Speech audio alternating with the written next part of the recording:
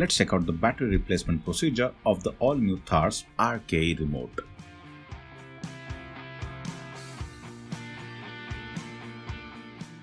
Open the flip key.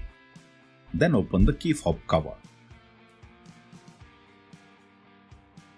Using a pin, gently remove the battery.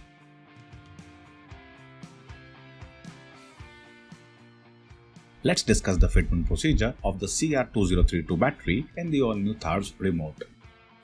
That's the battery fitment slot. The plus sign of the battery should be facing up. You gotta slide the battery from back to front.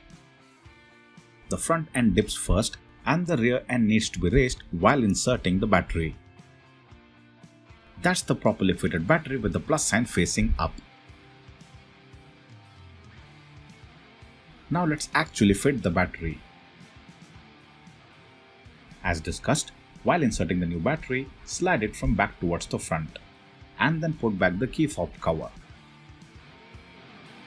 Job done.